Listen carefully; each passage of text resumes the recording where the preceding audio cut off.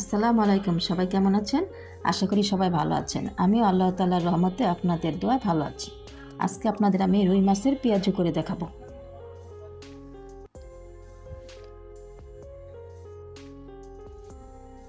দেখতে পাচ্ছেন এখানে আমি একটি রুই মাছ নিয়েছি। এখন মাছটা খুব ভালো করে কেটে ধুয়ে পরিষ্কার করে নিয়েছি। এখন আমি মাছগুলি আপনাদের রান্না করে দেখাবো।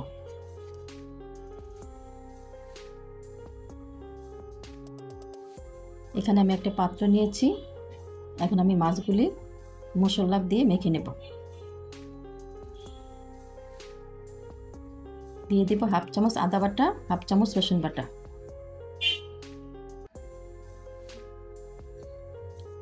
হাফ চামচ মরিচের গুঁড়া, হাফ চামচ হলুদের গুঁড়া,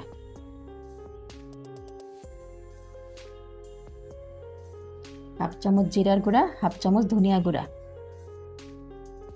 স্বাদ মতো লবণ। সব কিছু দিয়ে খুব ভালো করে মেখে নিতে হবে।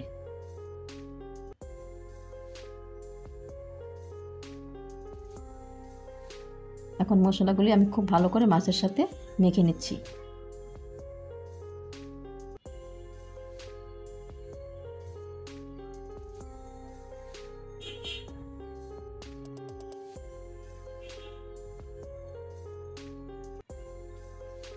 আমার মশলা মাখা হয়ে গেছে। এখন আমি চুলোতে একটি কড়াই বসিয়ে পরিমাণ মতো তেল দিয়ে মাছগুলি ভেজে নেব। মাছগুলো আমি লাল লাল করে ভেজে নেব।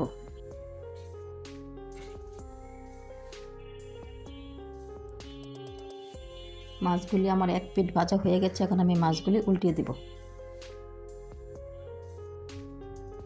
দুই সাইডে আমি এভাবে লাল লাল করে ভেজে নেব। মাছগুলি আমার ভাজা হয়ে গেছে।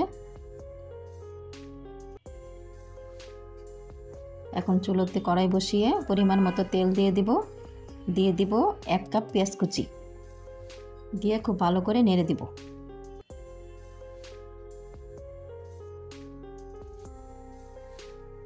দিয়ে দেব স্বাদ মতো লবণ, দিয়ে আবার খুব ভালো করে নেড়ে দেব। দিয়ে দেব 5টা কাঁচামরিচ। কাঁচামরিচগুলি আমি মাঝখান দিয়ে চিড়ে দিয়েছি। এখন সব একসাথে নেড়ে দেব। দিয়ে দিব হাফ চামচ রসুন বাটা,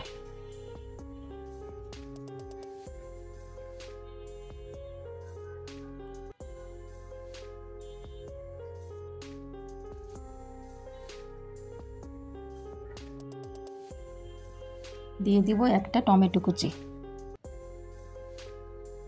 দিয়ে আবার খুব ভালো করে নেড়ে দেব।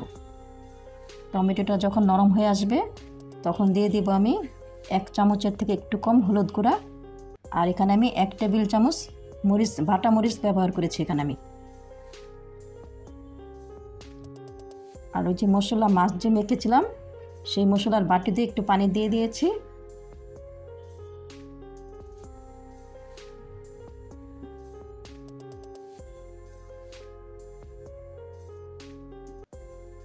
এখন আমি আরও হাফ কাপ পানি দিয়ে দেব। দিয়ে খুব ভালো করে মশলাটা কষিয়ে নেব।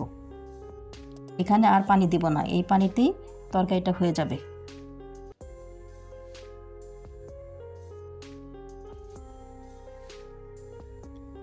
মশলাটা খুব ভালো করে কষানো হয়ে গেছে, উপরে তেল বেশি উঠেছে। এখন আমি ভাজা মাছগুলি দিয়ে দেব। এখানে কোনো ঝোল থাকবে না, মাছের গায়ে গায়ে মশলা লেগে থাকবে। আর এই 1 পিস মাছ দিয়ে আপনি পুরো 1 প্লেট ভাত খেতে পারবেন। ভীষণ মজা খেতে, আপনারাও বাসায় করে খাবেন।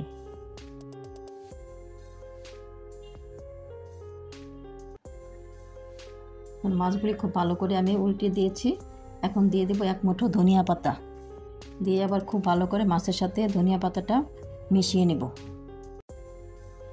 এই রুই মাছের পেঁয়াজু যে কী মজা, আপনারা না খেলে বুঝতেই পারবেন না এত মজা। আপনারা বাসা অবশ্যই করে খাবেন।